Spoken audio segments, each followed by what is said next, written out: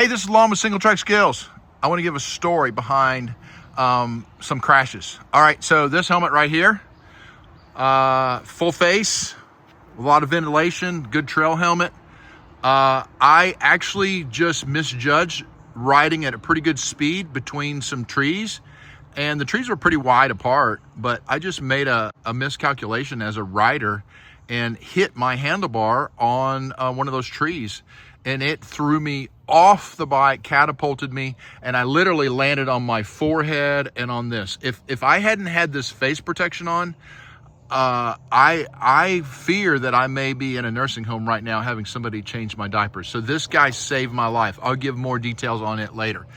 This one here, this one is from a customer of mine, and he had a similar experience. It wasn't on a difficult trail. As a matter of fact, this helmet, the crash was on a super easy trail, beginner trail. This one was not even on a trail. It was on a fire road. It had rained and the sand had just gotten wet, and my buddy misjudged the situation, and bam, over the handlebars. You can imagine what would have happened if he hadn't had face protection on. So these two, Rider Air. This one was not Rider Air. You can see how bad it is there. Again, I landed on my face, just like I did on this one right here. I'm gonna give you a similar story that could have happened to me actually on a road ride. So I was recovering from back surgery, and I was not released to be on the trail yet. So I was riding my mountain bike on the road, and I saw this squirrel along the side of the road, and that little son of a gun, it literally ran out of the gutter up onto my foot. I felt its nails clawing into my leg. It hit my bike frame, bounced around in the bike frame, and then ran out the other side and exiting the bike and through the road. And it terrified me. And the reason why it terrified me is I had another acquaintance, I don't even remember who it was, they had a squirrel run into their front wheel, and of course it lodged into the fork, threw them over the handlebars.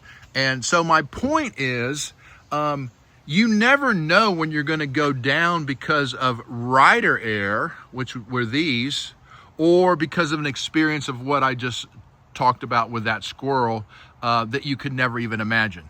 I actually have another friend, and this is crazy, I'm not making this up. He was hit by a deer when he was riding a cross-country trail, and it knocked him into a tree.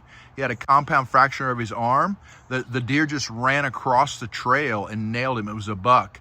And so, again, you never know when a bad crash is going to happen. And my point since day one is it's really, really valuable to have face protection, because a knee, an elbow, a wrist, an ankle, you can get over that.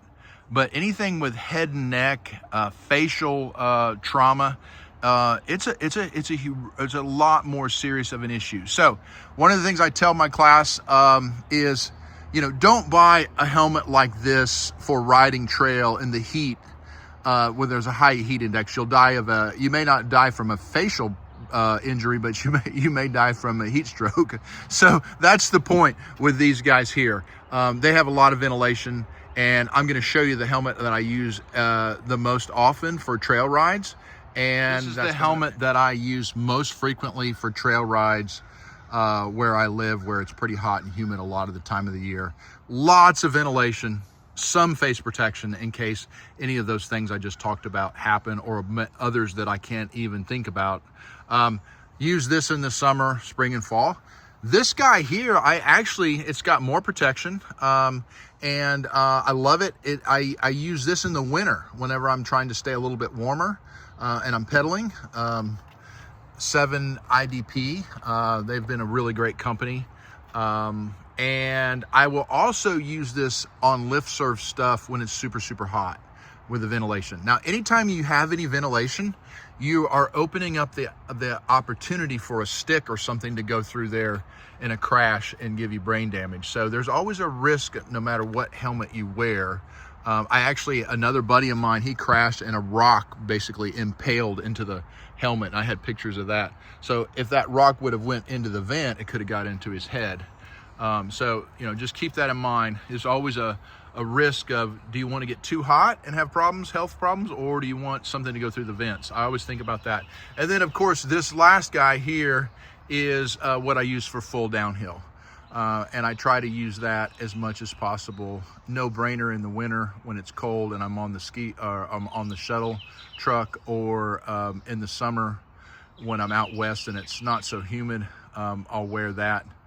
But yeah, that's the most protection. That's a Bell Full 10. And I do not have any kind of sponsorship with Bell or Cali. I pay full price. I do have I used to have a bit of a ambassadorship with 7IDP. I don't know if that's lapsed or not, but they're great, based in Colorado, and I really, really like this helmet a lot. All right, hope this helps.